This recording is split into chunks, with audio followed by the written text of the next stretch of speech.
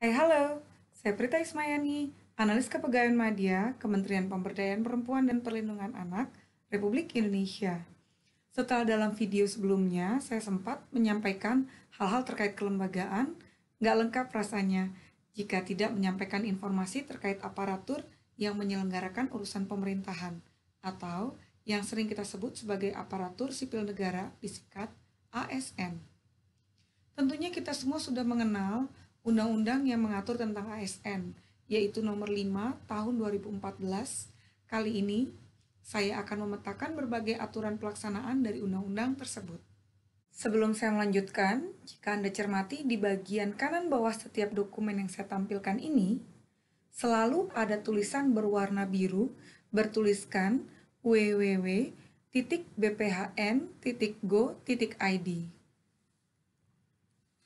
Pada kesempatan kali ini, sekaligus saya mengadvokasikan kepada Anda untuk menggunakan mesin pencarian khusus saat membutuhkan dokumen peraturan perundang-undangan, yaitu melalui website bphn.go.id, lalu mengarahkan ke laman JDIH. Maka, seperti ini tampilannya. Baik, perlu pula saya sampaikan bahwa video ini dibuat pada bulan Februari 2021, sehingga berbagai aturan pelaksanaan dari Undang-Undang 5 2014 tentang ASN sampai dengan hari ini adalah sebagai berikut yang akan saya sampaikan selanjutnya. Anda tentu tahu betul bahwa sebelum ditetapkannya Undang-Undang ASN, kita menggunakan Undang-Undang Nomor 8 Tahun 1974 tentang pokok-pokok kepegawaian, yang mana pernah diubah dalam Undang-Undang Nomor 43 Tahun 1999. Namun meski telah pernah diubah pada tahun 1999, ada paradigma baru terkait kepegawaian yang merupakan aparatur sipil negara, khususnya terkait pelaksanaan manajemen aparatur sipil negara yang belum berdasar pada perbandingan antara kompetensi dan kualifikasi yang diperlukan oleh jabatan dengan kompetensi dan kualifikasi yang dimiliki oleh calon, baik dalam rekrutmen, pengangkatan, penempatan, promosi, dan pada jabatan yang sejalan dengan tata kelola pemerintahan yang baik, sehingga dilakukan pencabutan terhadap Undang-Undang 8 1974 tentang pokok-pokok kepegawaian menjadi Undang-Undang Nomor 5 Tahun 2014 tentang aparatur sipil negara. Mari kita cermati ada apa saja di dalam undang-undang ini. Berikut gambaran pemetaan aturan pelaksanaan dari Undang-Undang ASN. Pemetaan ini saya bagi dua, yaitu yang telah diatur dalam Peraturan Pemerintah Nomor 11 Tahun 2017 tentang manajemen pegawai negeri sipil dan telah diperbaharui beberapa pasalnya dan ditetapkan dalam Peraturan Pemerintah Nomor 17 Tahun 2020. Antara lain, Pasal 17 terkait jabatan administrasi dan kompetensi, Pasal 18 terkait jabatan fungsional, Pasal 19 terkait JPT, Pasal 20 terkait jabatan ASN yang berasal dari TNI dan Polri dan tata cara pengisiannya.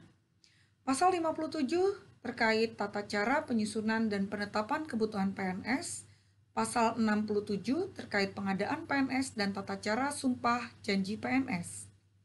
Pasal 68 terkait perpindahan antara jabatan administrasi dan jabatan fungsional. Pasal 74 terkait pengembangan karir, pengembangan kompetensi, pola karir, promosi, dan mutasi. Pasal 81 terkait gaji, tunjangan kinerja, tunjangan kemahalan, dan fasilitas. Pasal 85 terkait penghargaan terhadap PNS. Pasal 86 terkait disiplin. Pasal 89 terkait tata cara pemberhentian sementara, dan pengaktifan kembali PNS. Pasal 91 terkait pengelolaan program jaminan pensiun dan jaminan hari tua PNS, Pasal 92 terkait perlindungan, yaitu jaminan kesehatan, kecelakaan kerja, kematian, dan bantuan hukum, serta Pasal 125 terkait pengaturan dan hak kepegawaian PNS yang diangkat menjadi pejabat negara dan lembaga non-struktural. Selain itu, pada pasal 78 Undang-Undang ASN memerintahkan pengaturan terkait penilaian kinerja yang ditetapkan melalui Peraturan Pemerintah Nomor 11 2017 dan Peraturan Pemerintah Nomor 30 Tahun 2019 tentang penilaian kinerja.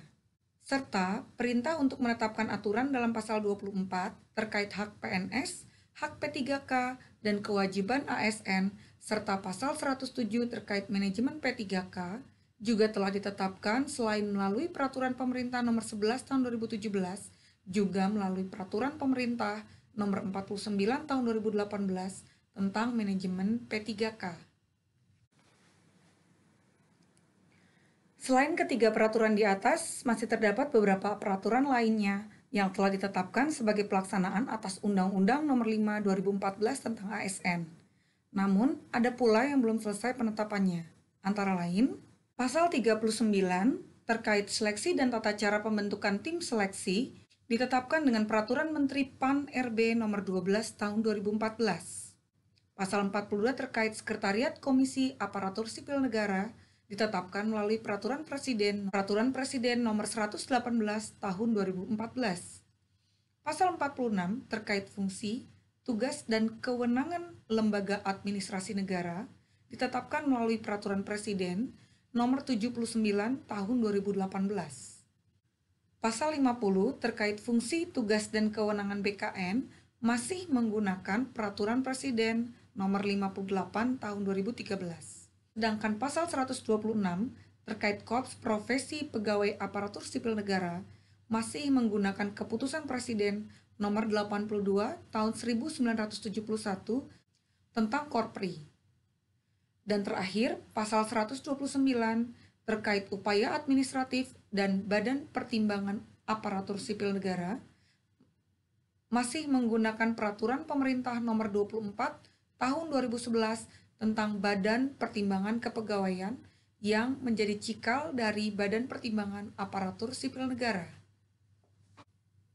Demikianlah hal-hal yang dapat saya bagikan pada kesempatan kali ini. Semoga bermanfaat dalam meningkatkan pemahaman kita terkait pengelolaan aparatur sipil negara. Terima kasih atas perhatiannya dan sampai jumpa dalam video selanjutnya. Jangan lupa untuk klik like, share, dan subscribe channelnya.